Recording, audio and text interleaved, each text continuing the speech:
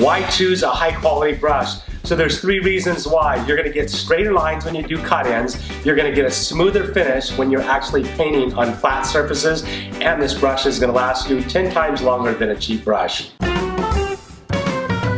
So you can purchase brushes just a couple dollars, but they're not gonna last very long. The bristles are gonna come out, and they're basically, you just throw them in the trash when you're done. If you invest in a good quality brush, you're gonna get professional results like you should.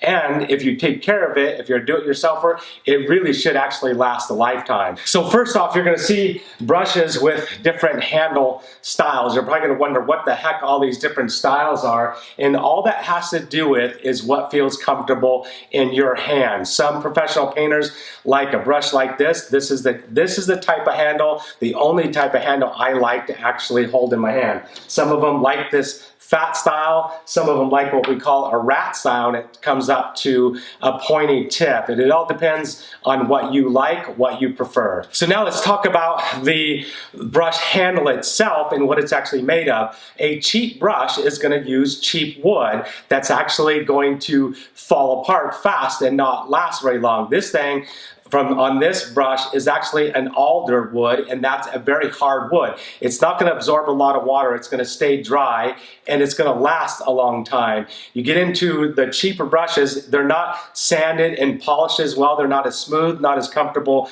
in your hand, they don't have the beveled edges on them, and so it's just, if you're painting for a long time, like I'm painting all day long, you definitely want a handle that's going to last, that's going to be comfortable, and it's going to help make this brush last longer. So we'll work our way down to what we call the ferrule, and that's this metal part right here. On a cheap brush, a ferrule is going to be made out of cheap metal that's going to rust. This is a copper band, and the brushes I use are either copper or stainless steel and will not rust and last a long time. Now we'll get down to the bristles themselves. Cheap brushes, you can actually just pull these bristles right out. And what happens with a cheap brush, as soon as you start painting with that thing, there's nothing more annoying but the bristles will start to come out, and that definitely happens all the time with a cheap brush. So giving you a good finish, a lot of that is actually determined by the bristles themselves. And I'll take this brush and I'm just gonna look right down the bristles right here, and they have a really nice taper to them. If I take a cheap brush, I'm gonna look down a cheap brush, and it's not gonna have a taper. A lot of times they're actually just cut flat. This one has a really nice taper to it, and then the bristles are all even. So when I take and lay that brush out to do a cut in, it is more likely to give me a nice straight cut in versus a brush that has a bunch of jagged edges or doesn't have a really good taper to it.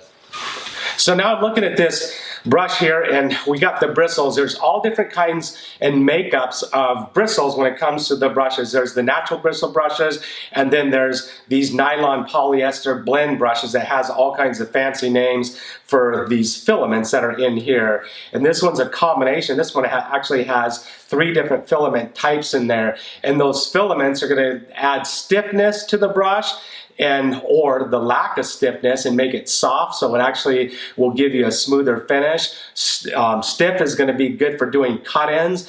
I like an actual stiff brush. I want this thing to be really stiff so I can actually get really, really straight lines. But sometimes there's that trade-off between a stiff brush will give you a straight line but won't give you a good finish or a smooth finish like a softer bristle brush does. But I use this brush right here, and this is an all paints brush. You can use it for oil-based paints and stains, but it does really well cutting in, and it also lays out and gives you a good finish. So another thing I'm going to be looking at, first I'm going to look at this brush, make sure it's got a nice good taper.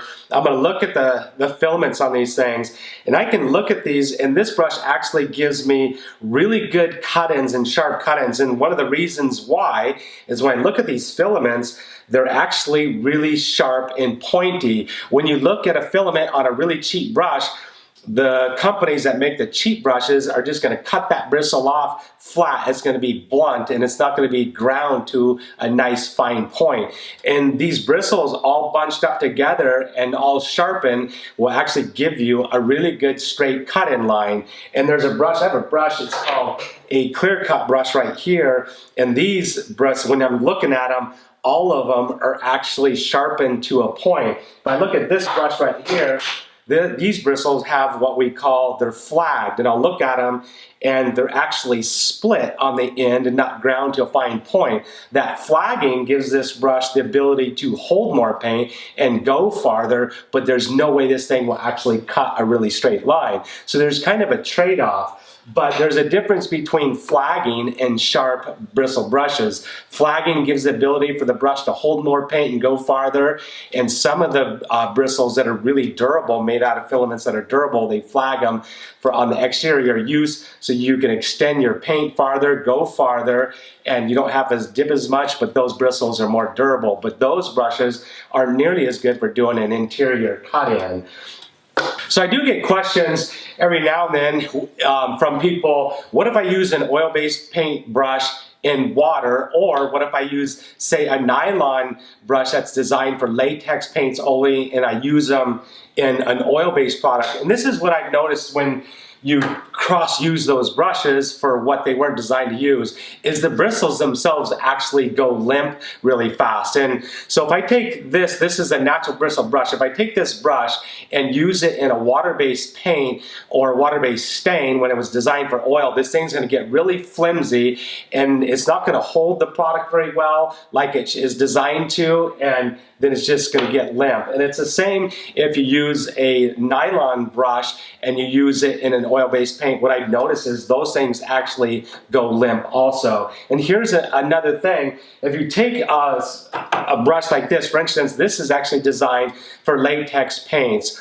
And if you take this brush and try to use it into like a stain, an oil-based stain for like a piece of furniture, the stain is like water. That's when I dip this brush into there, it's the liquid and the stain itself just pours out of the brush and drips really bad. If I take this brush right here and use it for the same thing, this brush is extremely thick. It's got really flagged tips. All the tips are flagged a lot. So when I dip this into a very watery product, it's gonna hold the product a lot better without actually pouring and dripping. So you wanna really kind of pick the right brush for the right product. So I know I'm gonna get some questions about why I use an angled sash brush versus a flat brush, and that's actually what I use. Typically, most of the brushes we have in our vehicles are this brush right here. This is a 3-inch angled sash brush. We do all of our interior and exterior painting with this style of brush. And the simple reason why is it gets up into corners a lot easier. So your wall is gonna come this way and then it's gonna turn a corner. With an angled sash, this tip, I can get up into that corner and start a cut-in a lot easier. That's the simple reason why we use this style brush.